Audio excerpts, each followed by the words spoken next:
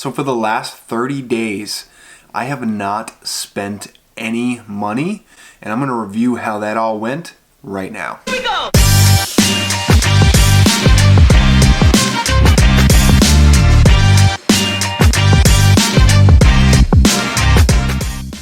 What's going on? It's Sean. We're back at it again. If you are finding my channel for the first time, we're all about self-help and entrepreneurship. So if that interests you, make sure you give this video a big thumbs up and you consider subscribing. Do it! With that being said, let's jump right into it. So the turn of the new year, January 1st, Lily and I decided to give ourselves a challenge, and we wanted to obviously save our money because one of our main goals for this year, the next year, and in the coming years are to buy as many investment properties as we can. And we have both used our first-time homebuyer loans up. So the short version of what that means is that we have to save up a large sum of money. And we've been able to do that quickly, but obviously we want to do it as fast as possible. So what was the first thing that we did? We decided to try and cut our expenses. And we decided to give ourselves this challenge for the 30 days and see how it went. So the rules of this 30-day no spending challenge was pretty simple.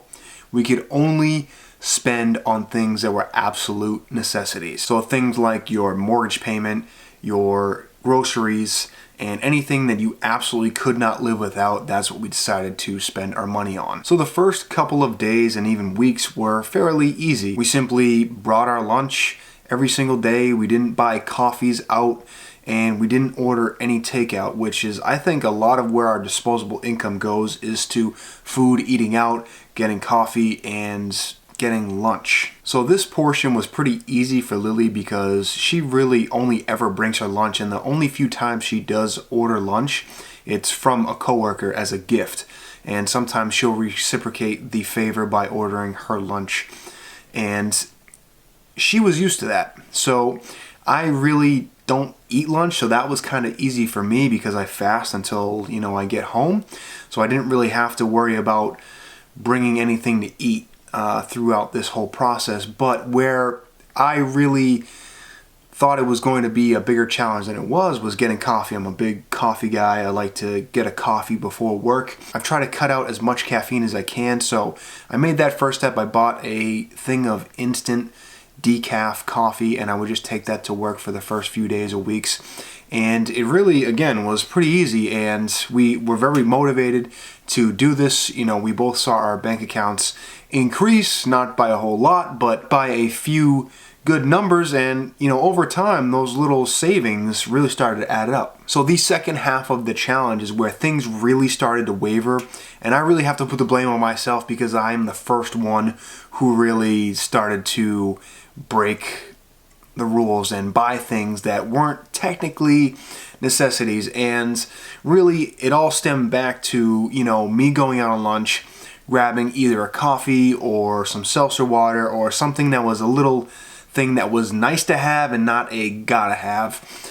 And Lily really actually stayed very disciplined through the whole 30 days, and it was really me who kind of deviated from the challenge. And once I started to buy those little things at the corner store, at the convenience store, I tried to convince myself that, these were necessities. I was hungry at lunch. I wanted a water, or otherwise, if I didn't drink this seltzer water, I was going to be starving by the time dinner rolled around, and I was just going to be aggravated and wouldn't be any good at my job.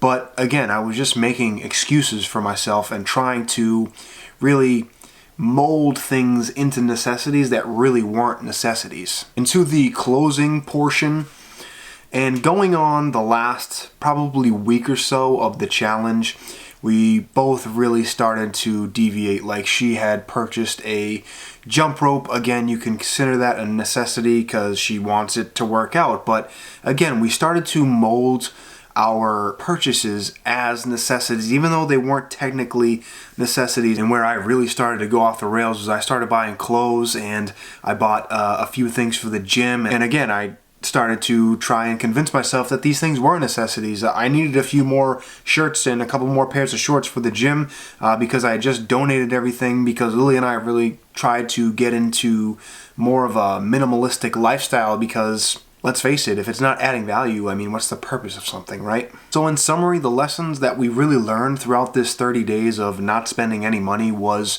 to be more cognizant of where our money is actually going. The value of this challenge was that, it's inevitable. You're going to have to spend money at some point or another, whether it's just buying groceries, whether it's paying your mortgage or your gym membership or whatever the case may be. You can't cut out every single expense that you have. That's just unrealistic. What it really does for you is it makes you more aware, do I really need this coffee? I have coffee at work. I have coffee at home that I can just simply bring. Do I really need another shirt for the gym? Do I really need to buy this jump rope right now? Do I really need this new makeup or skincare product right this second? And not to say that those things aren't necessities at one point or another, but really, again, it's just going back to being more aware of what you're buying and what you're buying it for and spending your money.